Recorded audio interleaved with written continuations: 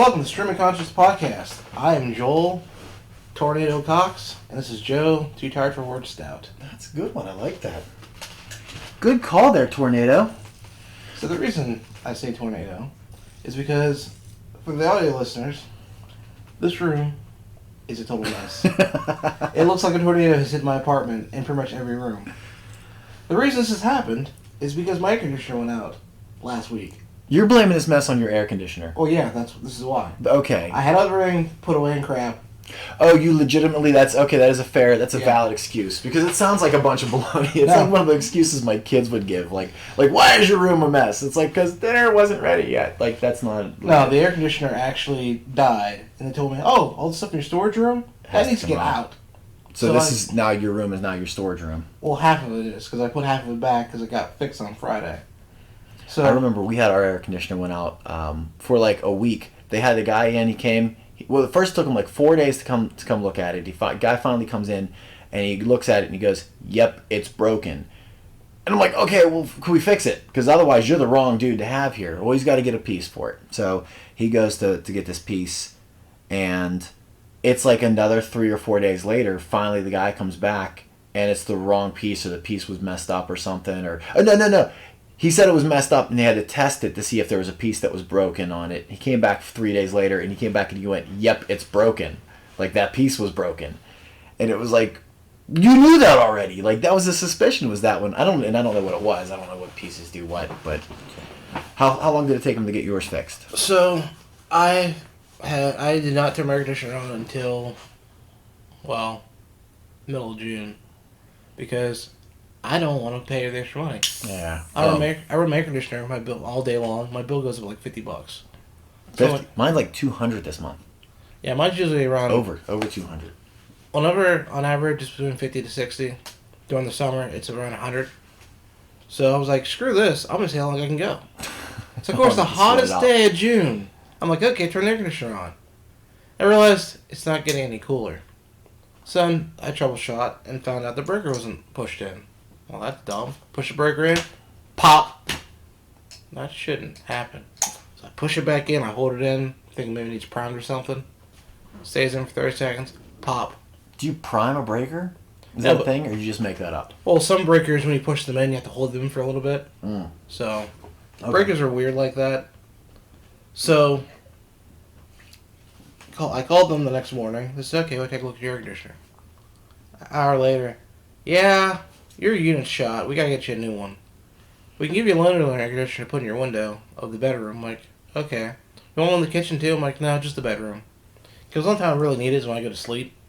Because I noticed that when it's like 100 and some degrees and I'm laying there boiling, I'm like, yeah, I can't. And that's comfortable to sleep a little more chill. Yeah. Yeah. For us it sucks because we're home. Somebody is always home in my house, and it was right around that time where the last year we had hit like the high 90s. Like the temperature was hitting like 98, 99 degrees. Mm-hmm. That's whenever mine died out, and it took them that week, and it was like the hottest week. And it was August, or was it was end of July? Whenever it was right around this time of year though, and a little bit later. But it was like disgusting hot the whole time, and then they finally fix it, and then like the temperature drops down to like 70 some degrees or something like this. It was this balmy 100 degrees out whenever it was broken, and then as soon as they fix it, all of a sudden the temperature just rockets back down to nice and comfortable shorts weather. Yeah. So every day I come home like, is it gonna fixed? Air conditioner's still in the window. I'm like, what the heck? So, finally, I called them, like, a week later. I'm like, what's the deal with the air conditioner? I said a lot nicer, of course, because you don't want to piss off people who fix your stuff. Like, well, the guys are working on it today. They can have a guy come in tomorrow to actually make sure it's working okay. They had to reinstall the unit. Okay. Next day, nothing. So, finally, Friday, I get a phone call. Yeah, it's fixed. I'm like, okay. They left the air conditioner in my bedroom, which I'm not going to complain about. So, now I have air conditioning again, but now I've got half the crap here, half the crap there, everywhere. So I'm like, I don't know what to do. You realize that we have become weak people. Like, when we were kids, did you have air conditioner growing up in your house? Like, did your folks have it? So we did not have it. In my house, air conditioner was open the windows. Well, the thing is, we had one in the living room, and then my dad installed a central air one. And then, like, I think when I got to college, like I did not really need it because going to Cal, we didn't have air conditioning in dorms. No, yeah, did we not have air conditioning in No. dorms? We had that heat that was always 75 degrees. Yeah, I remember it being hot. Like I remember the heat kicking on whenever it was like really, really nice out. Like it could be middle of winter. You have your windows wide open so you can stay cool. Yeah, I do remember that. It was disgusting in the dawn. But like I didn't need it because like I could usually deal. But I think the other thing was it wasn't as hot before. Like I remember we'd hit 90 a couple of times, but now like it seems like it's staying hotter longer. We would never survive the Mad Max Thunderdome Armageddon that is impending at some point in time. Like I truly believe we're gonna become road warriors and have to survive off of the land and do the whole Book of Eli lifestyle. Well, that's why we move a little bit north so it's cooler. Well, I'm not gonna make it even north because I don't want colder either. Like I'd rather have the hot, but now I've become just so. What's the pansified? Is that a term? I've become pansified now that if something if the whole world just kind of like shuts down and and we all just have to fend for ourselves, I'm totally boned on it. Like there's no way that I am going to survive through this. There are definitely tougher. Like, and I realize that a lot of society has become just kind of so comfortable with the idea of you walk into your home and you turn on your AC, and then from your home you go to your car and everything, not just AC. It's like the whole way that we live is just very Protected. Yes, exactly. Like we're just kind of given. We're babied. We're not allowed to have like any kind of ruggedness at all, or else we lose our mind. Like even like if you go to like things like if my phone doesn't work immediately whenever I pick it up, I lose my mind. Like I get grumpy about that. If I go online and the internet doesn't connect instantaneously, I'm like, this is a bunch of crap, and I like lose my gourd. But like if we end up if the world, and I don't think that really truly, I don't believe that we're up against any sense of Armageddon or anything like. Short of a zombie apocalypse, I feel like we're pretty well protected. But if it all did happen, like if we did live that 80s movie retro lifestyle thing where you're like, if that all went down, we would be totally boned. Like people don't know how to survive on their own. There's a couple nut jobs that still know how to super glue a wound close or something, or want to duct tape everything together. Like there are some of those people that are living in a militia lifestyle in their mentality and do even maybe pretend like they know whether they do or don't know. But the whack jobs are going to run the planet. And then we're really going to be in trouble because the people who do know, all those psychos that do have their basement full of canned corn and other non-perishables are going to be the rulers of the planet. It's Planet of the Apes, but with rednecks. That's what we're facing, Joel. Well, the thing with the air conditioner for me is this. If I didn't have air conditioning in this apartment, I'd probably have a lot more fans.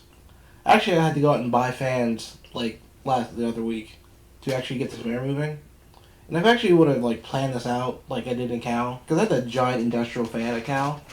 Yes. Because I can deal with the heat. It's just when you don't have the right equipment to deal with the heat, it sucks. Right. Like because what I would have done, I would have got 2 box fans, put them in my bedroom window. I'd have got a couple more box fans through the window and force the air through the apartment.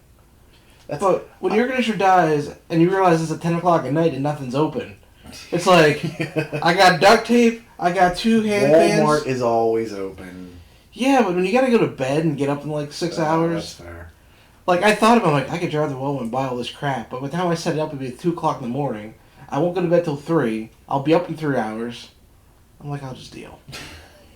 Well, I work outside now, and it's like I'm working with seal coating driveways and parking lots and doing asphalt and such. So, like, I'm out in the sun all day long, just the heat beating down on you. And when you work in a parking lot, there's no shade. Nope. There's no trees. You can't duck aside. So when it's 90 degrees outside it's and the sun is burning down on you, then it's 100 degrees and the sun is burning down on you. Like, there's no hiding from it. Right. So when I do go home, even like now, like when I walk in the house after working all day, because we don't get done. We start early, but we don't get done like at like 11 o'clock or noon, just whenever it's really getting warm. We work straight through the hot hours till it's getting cold again most of the time. So by the time, not getting cold, but not as hot when the temperature starts to dip back down again. And so when I go home, the air conditioner running is like, as soon as I walk in, it's like this instantaneous relief. Like you walk in, you're just like, it hits you like a wall, and you're like, oh, it's so comfortable, it's so nice. And then probably about 10-15 minutes into it, I'm sitting in the house freezing.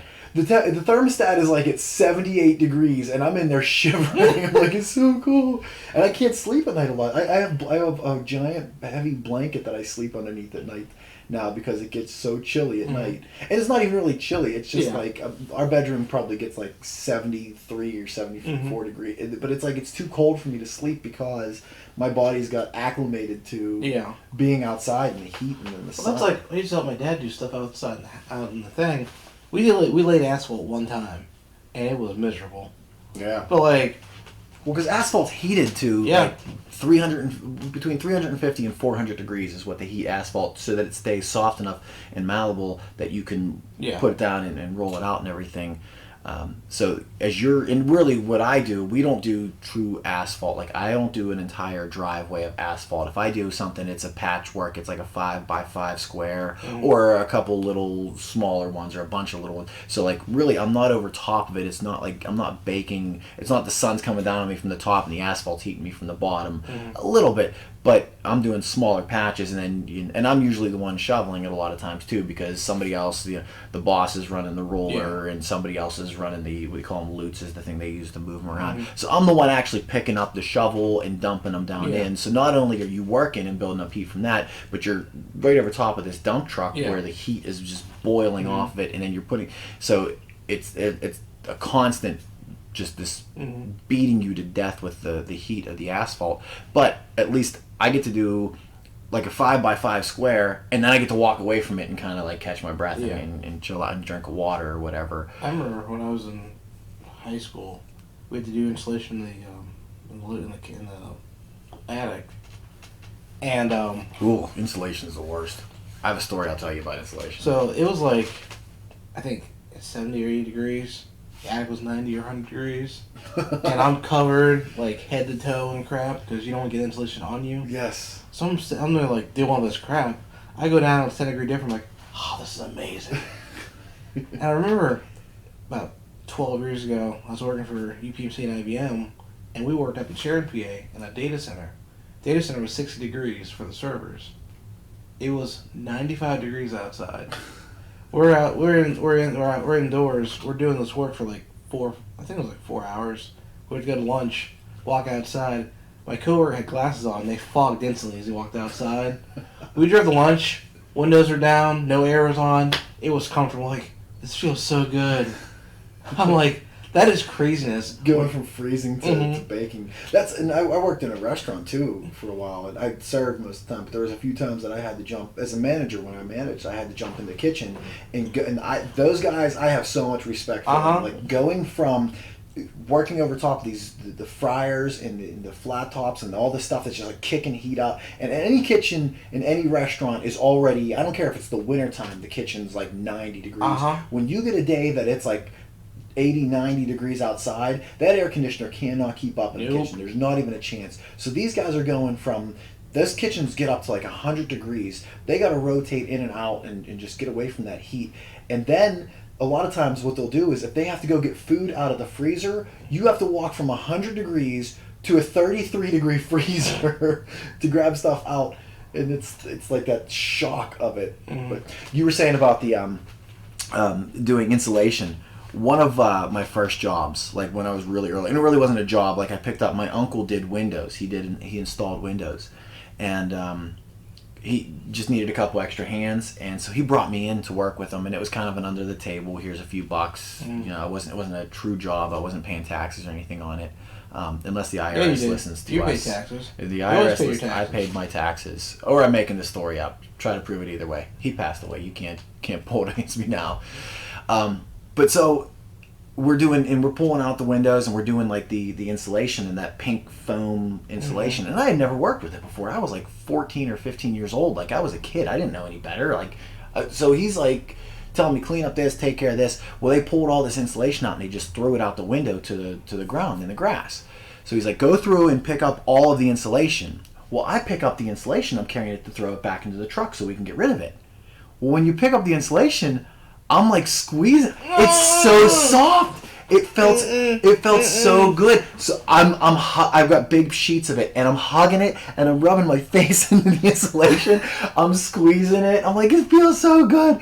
And my older brother worked for him at the time. So I'm carrying this stuff up and I throw it in the truck, and then I come back down and I grab some more, and every time I grab it, I'm like bear hugging it and stuff, and I'm like rubbing it up against me. I have my face buried into it, and I take it up and I throw more in the truck, and I go back down to grab more, and I pick it up and I squeeze it again, and my brother goes, "What are you doing?" And I'm like, "I'm just cleaning." I thought he was mad because I was goofing off. Like, I thought it was like one of those cut it out, like get back to work kind of things. And I'm like, "Oh, I'm just taking it out, putting it in the truck." And he's like, Stop what you're doing. Roll your sleeves down. And because they told me to bring long sleeves, and I didn't know why. It didn't occur to me. I was like, it's too hot for long sleeves. So I had to roll I went home that night, and I was on fire. My cheeks were burning. My arms were lit up. I was red, and I was like, this job is the worst job ever. I had snot bubble coming out of my nose. I have a similar story with cleaning up insulation as well in the driveway. I forget what we replaced, and I didn't have to touch it, but somehow it got in my arms, and my arms started burning. My dad's like, take a shower. You probably got stuff in your arms. So that stuff's like, it's like glass. It's like literally, it is glass. It's fun. And what happens is it gets into your skin. Yeah. So you gotta like get it out. You gotta use, well, they always tell you use cold water, and because it like closes the pores so you can wash it out better. And I didn't know that either. Nobody told me that one. So I went home and I don't think I used cold water. I think I used warm water and took a shower for a while. Yeah, I did the same thing too, and I don't know if I made it better or worse, but I know not to do it again after that. That was a harsh lesson learned. That is one of the stupider things that I have done, and I've done a lot of stupid things. Yeah, so have I. So, but what do we got on our list? What else do we have? Well, it's gonna be 4th of July. Oh, that's right. Happy 4th. Happy Independence Day.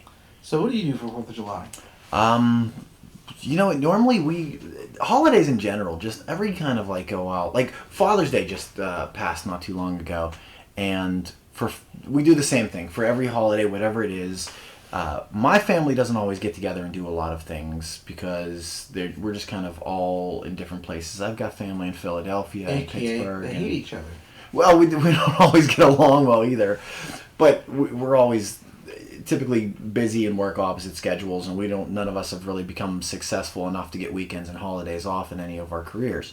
So a lot of times what we'll do is we go with Sarah's family, my wife's family, and so we do things usually with her side of the family, and that's like we did Father's Day. We went, because I was thinking Father's Day is my day. Like, that's my day to do my thing. And I'm thinking I'm going to wake up and I'm going to have breakfast made, or there's going to be donuts on the table. I get up earlier than everybody else. So, like, I'm expecting there to be, like, a little card that says, "We love you, Daddy," and, some kind of, like, something for me. And I come downstairs and there's dirty dishes on the table and the house is kind of a mess. So, for Father's Day, I got to wake up and clean and do dishes. Is how I got to start my day and make my own breakfast. And then the kids come downstairs. Brody came down first. He walks downstairs and he sees me, and I'm like waiting. And I'm like, all right, let's hear it. Come on. And he goes, "I'm gonna play my video game now. You making any breakfast?" And I went, "No, I'm not making you breakfast. You make me breakfast today." And he sat down and started playing his video game, and he was like, "Pancakes." So I'm like, okay, I guess I'm making pancakes today. So I start making breakfast for the kids. And then Sarah, after like all the hours later, because I get up really early, she sleeps in really late because she works really ridiculously late, and I work really ridiculously early. So when she finally does come downstairs, eventually the kids, they get around to a Happy Father's Day, and Brianna gave me a little card. She had a card, and that kind of broke the ice. And then the kids went, "Oh yeah, that's right, here," and they handed me like a piece of paper with a monkey drawn on it, said "Happy Dad Day" or something. So, all right, whatever, the thought that counts kind of thing. So I'm thinking, like, what are we doing? What's the day again? What do we get? What kind of fun thing do they have planned out for me? And she's like, "Can you take me to go with my sisters to see my dad?" That's how I get to go spend my Father's Day with my sister-in-laws. And I love them, but I don't want to spend the day with them, like, hanging with them.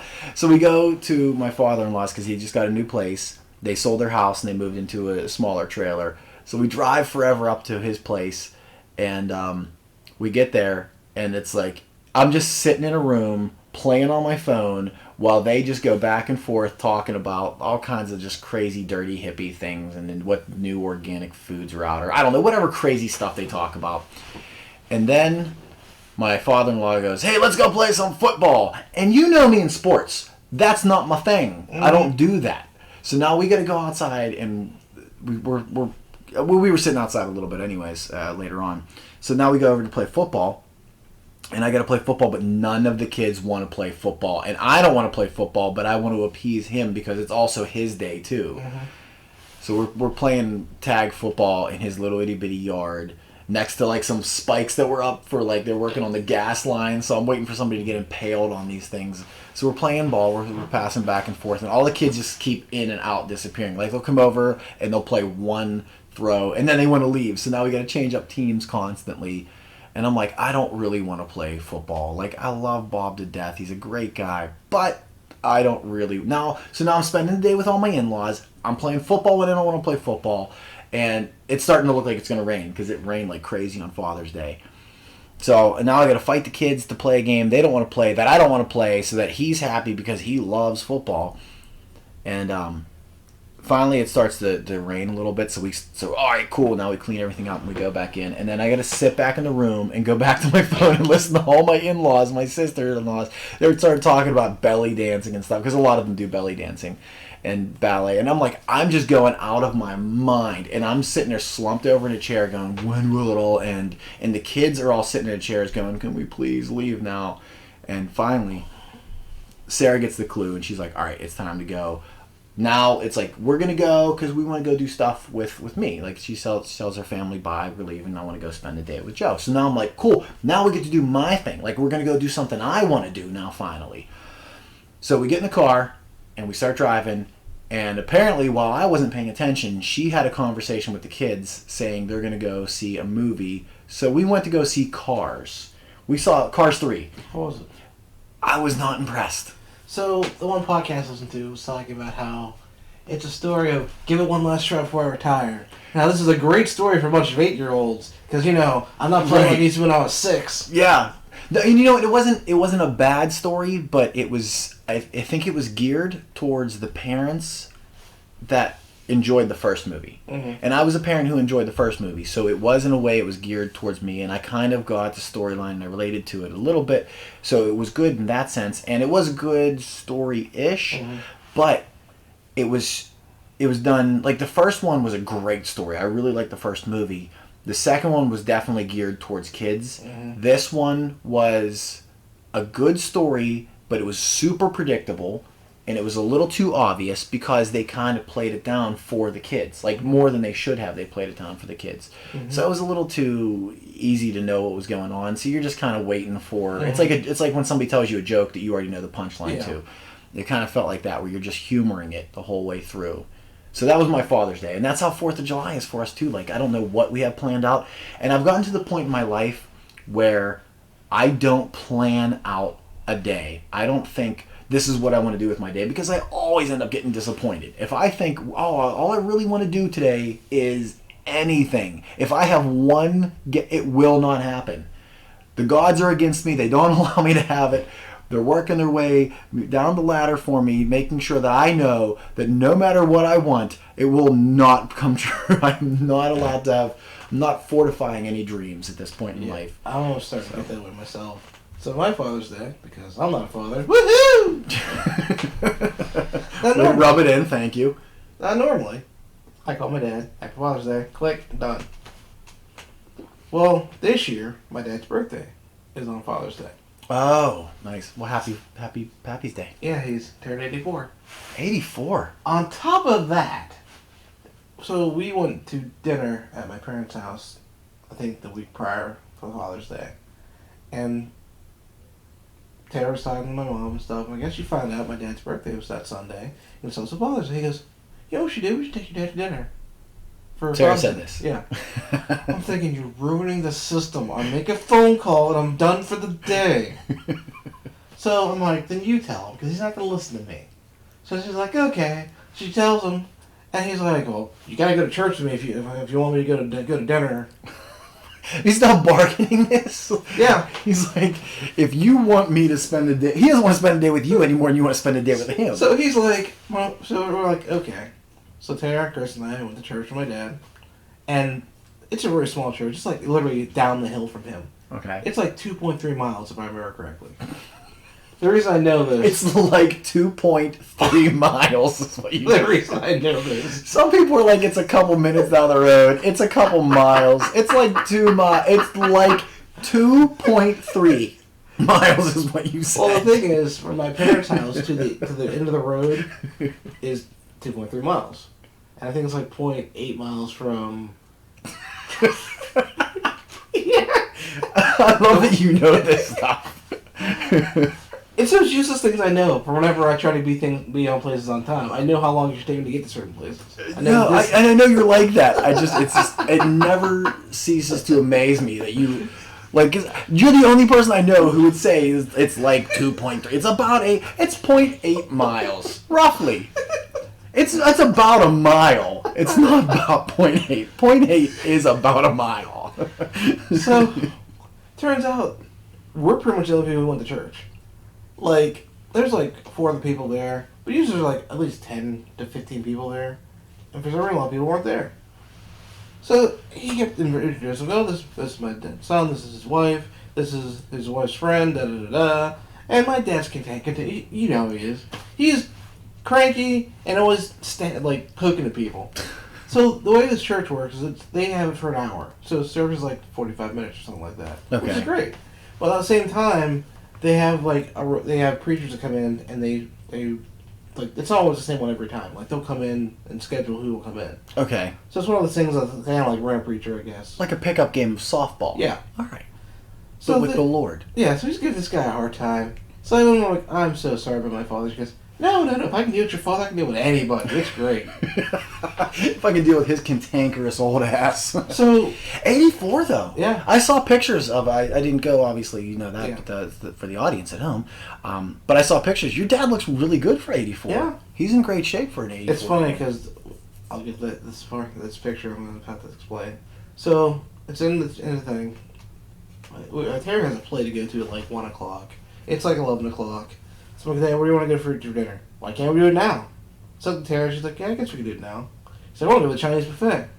So my mom, who's awesome, slides me a coupon for buy one get one for the Chinese buffet. I'm like, yes, I don't pay for the old man. So she goes, I'm not going. We're like, what? Your mom's not going? Yeah. She's like, I got shopping to do. I got this and that. I'm like, whoa. You're not going. Like, I didn't think this was part It's not of her dad.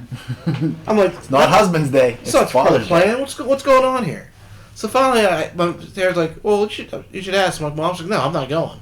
I'm like, I'm not. That's my mom. She says no. Yeah, don't play with mom. So then my dad's like, why aren't you going? She's like, spend time with your children. I'm getting out of here. She didn't go for Mother's Day, so I'm not going for Father's Day. She jumps in her car and she drives off. I'm like, huh. So that's how that works. So I got to deal with him by myself.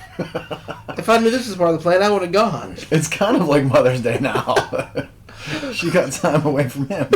So we go to the Chinese buffet. Kristen runs with my dad, and apparently tells her some stories that I've never heard before, which bothers me. The man has all these stories. I never hear them unless it's secondhand, or I'm in a room with somebody else who's telling the story. Unless you're eavesdropping it. Exactly. Drives me nuts. Get the Chinese buffet, and I always wash my hands before I eat because I'm slightly paranoid about that stuff. So I go wash my hands. I come back. And Terry and Chris are like, we gotta go wash our hands. I'm like, why? Well, your dad kinda yelled at us about washing hands, and don't give him a glass of water, because he doesn't want water when no one's here. But he's got all these, like, things. Quirks. Yeah. Like, whatever. That's funny. So he gets food. I'm like, how's the food, Dad? It's not hot. Food's never hot enough. Never hot enough. So he's like, this isn't as good as it should be. This was like 2 days ago. I'm like, I didn't say anything. I'm like, it's Father's Day. It's his birthday. Let's not fight. So we do dinner, we do lunch, and then we get out. And Kirsten takes all these pictures, the ones you saw on Facebook. So we're standing outside. So she stands with the fence, the sun behind her. My dad and I stand next to each other. So I'm squinting because, hey, there's all this sun beating down in my eyes. So I have this look like, take the picture, I'm gonna murder you. And my dad just doesn't smile in photos. So, it's a perfect picture, father and son standing next to each other. Just looking miserable. I don't remember seeing that one. Oh, it's on there. I believe it, I just don't recall that one. So, that was my Father's Day / birthday thing. We should have your dad as a special guest on the show. Oh, no. Oh, come on. No. I'm going to talk you into it. No, you're not. Well, tune in next week whenever we have Papa Cox on the show here on streamofconsciousnesspodcast.com. There's no way. There's no no way. We're having Daddy Cox on the show. I will We'll do it. have my daddy grandmother on the show before my father on the show. As soon as I get a chance, I'm inviting him to come over and film with us one time. No. I bet it would be a blast. You probably see a whole new side of your dad. No, I will be committed. That's something I would tune in to watch. So, my 4th of July is, I used to try and find the best place to go to fireworks. Where do you go for fireworks? Well, I've gone to Hampton. I've gone to downtown. I've gone like a bunch of different places. That's what okay, no, I'm sorry, I didn't mean to interrupt. Tell your side because I've that's, gone I to just the thought Science something. Center. We did that last year, I think. The Science Center? They Yeah. do fireworks? Well, you watch the downtown. Oh, one? from... Yeah. Yeah. But Okay. the nice thing is you've got their lawn to sit on, and if you pay extra, you can stay out. You can sit on the roof. No kidding. Yeah. You can go on the roof of the Science Center Mhm. to watch fireworks. How Yep. cool is that? It's like $100. One of my, It's cheaper to just go for regular fireworks. No kidding. That's, But yeah, that's Mount a Washington, lot. Mount Washington's also awesome because it comes at eye level. Well, one of my in-laws, my sister-in-law, Chris, her husband George owns the Culture Shop on the south side. Really cool little shop, and they do all kinds of just random stuff. They go to different places, Greece and Turkey and such. George, he stole your shoes that one time. That's a story we got to tell next time on the show. Next time. Anyway, so George owns a couple. So they have a very nice house up on the south side slopes, and from their house they have this beautiful bay window and this and a deck that you can sit out on, and we can see all of downtown. And so we used to go there to watch the fireworks. The only reason we don't go there on the 4th of July anymore is because traffic is just a nightmare and getting up and down on the south side slopes. Yeah. If you're there and you're staying there, it's fine. But if you're coming home, it's just too much to do. So that's what we used to do on the 4th of July. Well, for me, I used to go anywhere for fireworks, but now because I'm dating Tara, usually Kristen comes with us, Good. and she has IBS, so we have to make sure we have access to the bathroom. So it makes it a little bit more complicated. So traffic and all that stuff, and finding a place just middle of the field nowhere doesn't always work out. So I let them pick 4th of July now, and it doesn't hold a candle to Crabtree fireworks. Crabtree is out by Latrobe. And Latrobe, there's this little church that does these. They do They do like a whole day, like a festival Yeah. thing? Okay. So we went out there in 2007. My buddy and I went caving, and we saw this thing for fireworks. Love fireworks. Bernie's like, I don't care, because I guess Bernie's dad or somebody did fireworks. So he's like, I've seen it all. Nothing impressed me. I'm like, Bernie, we're going to fireworks. I drove to Latrobe. We're going to these fireworks. So fine, whatever. Fireworks show's at 10:30. So we go down. It's called the RZA. I think it's the name of the bar. We parked in the field, sitting there watching fireworks. He's like, oh, this is a pretty long fireworks show. This is kind of nice. They go high and low, when there's a smoke. So if they shoot low, they'll shoot high because of smoke from the originals. To let it Yeah. dissipate, right. Which I don't see in a lot of places. They just fire them off. Yeah. So then, it's towards the end of the show, all of a sudden fireworks from behind start going off. They're shooting fireworks in 2 different locations. Like, what the hell? This is awesome! So, this is my favorite place to go. So every time I go, they get better and better. Because you feel like you're on a battlefield now. It's exploding everywhere. Well, the next year we went, they shot from 3 locations. No kidding. They always do this crazy stuff. The last time I went, they shot from 4 locations. If Crafton has one of the best firework displays for a small borough. They do It's half an hour. huge. It's a half-hour fireworks show. They do a monster fireworks show. We went there for quite a while, but actually, whenever I was like 15, 16, and I was dating this girl. It was the first girl I'd ever dated, and really we were dating, but we were only dating in the sense that I said I like you, she said she liked me, and we were okay, so we hung out sometimes. And she broke up with me on the day right before the fireworks went off. She broke up. That with hussy. Me. Yeah, right. But that was one of my first. Because because me and my buddies all went down and to see the fireworks and met up with. I met up with her, and she was like, "This just isn't working, so we're breaking up now." And it was like, "Oh, okay," and like that was the end of it.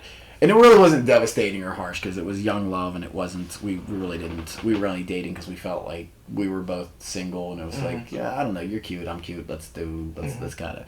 But that was one of my first on my own without my family fireworks 4th of July situations was getting dumped. It's my first time I was dumped by a girl was 4th of July. I forgot about that. Yeah. 4th of July is my favorite holiday. I like to call it Explosives Day. And I love fireworks. So 4th of July used to be like, that's the only time I get to see fireworks. Because everything else is like, whatever. But Crabtree is now my favorite day, which is like, it's usually the second weekend of July. I already put it on my calendar, so I'll be there. But you guys go up for the whole day? No, well, we used to go for the whole day. Now I just drive up. Last year I was flying my drone with a buddy of mine, and his buddy lived in Latrobe. So I hung out with him until like 10 o'clock. Drove over, got a parking space. I actually parked right near the restaurant instead of in the field. I sat in there by my car for half an hour, watched fireworks, jumped in the car and left. I'm like, this is great. So the time before this I went was like 2 years ago, because sometimes they get rained out or I end up having plans, which is annoying. My buddy Veek went with me, and we sat in the field, and we got there around like 9:30 and just hung out for an hour and watched fireworks and went home. So it's for me, I just rather just drive up later than to stay there all day, because there's only so much you can do at that fair. Yeah. Well, last year I took the kids camping. We went up to up by Pymatuming, Jamestown, Pennsylvania, not New York. There's a really cool campground that we went and stayed on at, and they have a lake that's in the campground. We have a blast, really good time. And I didn't realize this, and I kind of forgot it. Like, I knew that there are some areas that do their fireworks on the 3rd of July instead of the 4th of July. And this was one of those places that did it. So we went up, we were camping, and then all of a sudden we heard boom, boom, boom. And we walk out, and across the lake you can kind of sort of see some fireworks, but you really couldn't. So I kind of cheated my kids out of getting to see fireworks last year because we went camp. And I didn't know. I was like, we're going to go tomorrow, we're going to see the fireworks. I knew where it was, I just didn't know what day it was. I didn't realize they did it on the 3rd instead of the 4th. So we missed fireworks entirely. The one year we went, my buddy Rob and I and his friends went to Kitty Hawk, North Carolina. I think where? Kitty Hawk, North Carolina. Kitty Hawk. Mm-hmm. What do you guys do there? Was that like a? We were in our beach house. Went to the beach every day. That's cool. We'll talk about that in another episode too. Yeah, I want to hear about that. But long story short, well, not. Long story longer. 4th of July part of the story. So they're shooting off fireworks at the pier. They were okay. The guys on the beach had better fireworks than municipalities. It was crazy. My brother's got a great story of my older brother. He went. I couldn't tell you where he went camping, but it was on 4th of July. It was around 4th of July weekend. It wasn't 4th of July, and so some people were setting off some fireworks randomly, and the not the cops, but the the people that work, the forest rangers or whatever. So they come up and they, the people see them coming, so they stop lighting off the fireworks. So they pull up and they're kind of looking around. They're driving all around the campground looking to see who's setting off fireworks. So these guys on one side, they set up a bottle rocket. Boom! So the rangers come over, driving over, looking to see who's setting it off. And then while they're looking on this side, on the other side of the campground, somebody sets off a bottle rocket. Boom! So the cops drive to the other side. My brother's in the middle of this, and he's watching these guys over on the right side, firework cops come over. Then the guys on the left side, firework, and then the cops come over. These guys work these rangers back and forth like 8 or 9 times. My brother's in the middle. He's drunk off his ass, howling, laughing, watching these cops drive back and forth, and he knows he can see from where he is who's setting off fireworks. So, but he's watching them go boom, boom, boom, boom, and the cops back, forth, and he's just howling, laughing, watching them drive around in circles. And finally, I think the cops kind of like settled in the middle, watching back and forth, and nobody set off any fireworks at all because they could see where the cop was. So after about like 20 minutes of this, the cop starts to drive out of the campground, and then on both sides,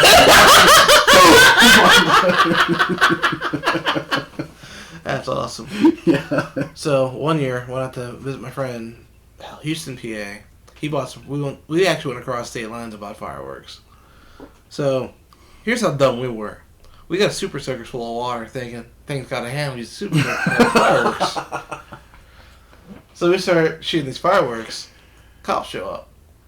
They're like, "We don't want you doing this." The boy's like, "Okay, sorry about that."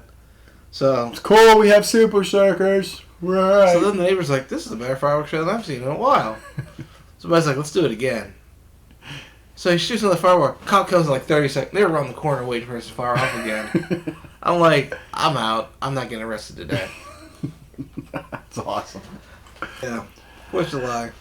And I know I have friends that are cops, and more often than not, like that's one of those things. They don't care about the fireworks. That's something that they're obligated to do to go stop it, rather than something that they want to do.